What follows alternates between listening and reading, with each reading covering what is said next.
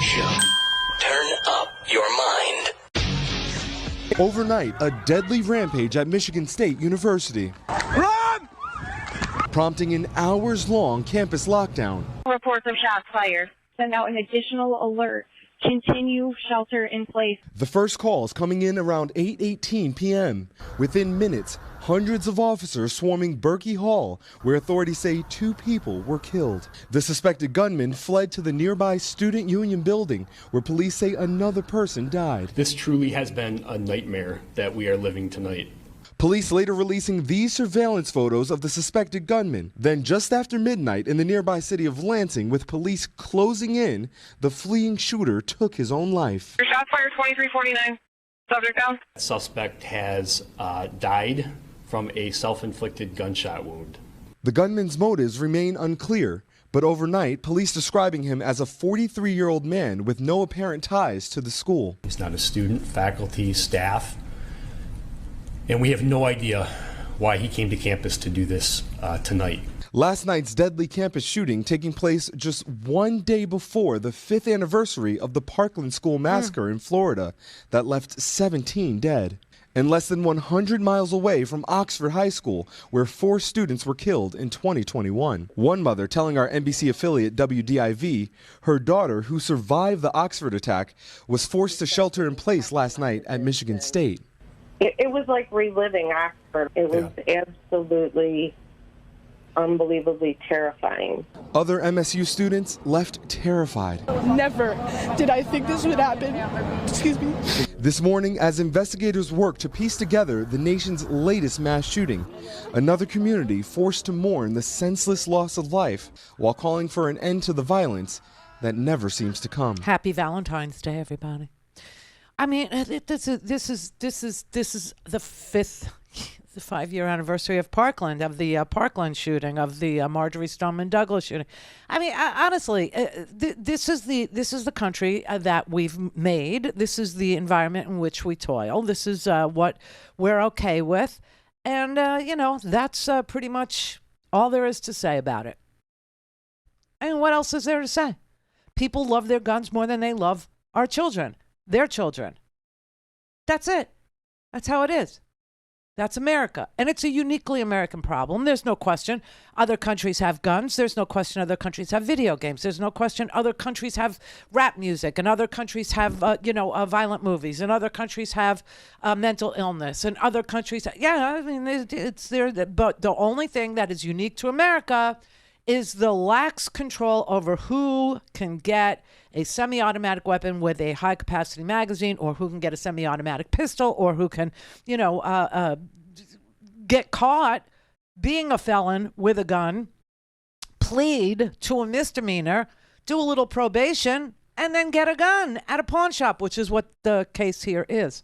I mean, there are people who are ready to call me up right now and go, but Cupid's an active shooter, ha ha. Yeah, he is. Ban arrows. That's my position. No, I mean, Cupid is an active shooter. There's no doubt about it. But, here it is. It's Tuesday. So there was a mass shooting. It's Tuesday. So we have, 3 dead, 5 needing surgery, and 1 shooter who took his own life. This is America. This is who we are. This is what we say. This is how, we want to live. If it's not how you want to live, if it's not, what you think this country is about, then do something. Stop voting for, lunatic, fringy people who literally just had a debate in Congress. They just had a debate in Congress. I'm going to jog your memory here, right? They just had a debate in Congress. You've got, what's his face? The guy that owns the gun stores running around, Andy Clyde, running around with a semi-automatic weapon pin, saying, hey, if you don't have a semi-automatic weapon pin, come to my office. I've got plenty more. I'll give you a semi-automatic weapon pin. Wearing them. And ahead of the State of the Union, they had a freaking debate about, carrying, guns to the committee rooms. And they won. The Republicans, they're the majority now. So they won. They had this big-ass debate about whether or not you wanted to see more guns on Capitol Hill or less guns on Capitol Hill. They wanted more guns. They wanted them in the committee rooms. They want them, right now, a Congress member can have a gun in their office, right? that wasn't good enough for them. They wanted to bring their guns to the committee, meetings. They wanted to bring their guns everywhere that they could. So they took a vote and they said, yeah, okay, we win. And so now, they can bring, this is who they are. This is what they do. This is, their vision for America. It is. I mean, that's kind of it. See, I'm Congressman Andrew Clyde from Georgia's 9th District. I hear that this little pin I've been giving out on the House floor has been triggering some of my Democrat colleagues. Well, I give it out to remind people of the Second Amendment of the Constitution and how important it is in preserving our liberties. If I missed you on the House floor, please stop by my office in Canton. I have plenty more to give out.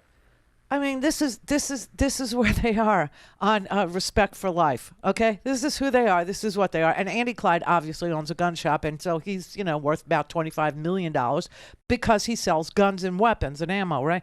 And nothing's going to stop him. Nothing's going to change his mind. I mean, he thinks that the Second Amendment didn't call for a well-regulated militia being necessary, the right of the people to, No, he thinks that Cletus in his double wide is the reason for the Second Amendment. He thinks that this guy here who went nuts and, didn't have anything to do with this university.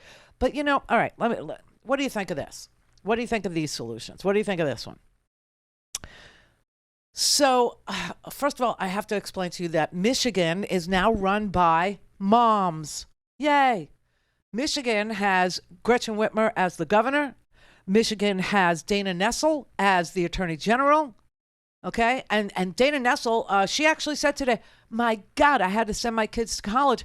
And I was not cool with it. And I just thought, will they make it through the 4 years? Will they make it through without being, exposed to gun violence? And she said, I made it to the sophomore year. And the answer was no, they will not make it all the way through. And she said, and I'm the chief law enforcement officer in this here state. How do I explain this to my children? Well, the answer is, I don't have any laws to enforce. Okay, I don't. You used to have a gun license in Michigan until 2012, I think, and then they did away with the licensing provision. So they'd like to bring that back. Okay.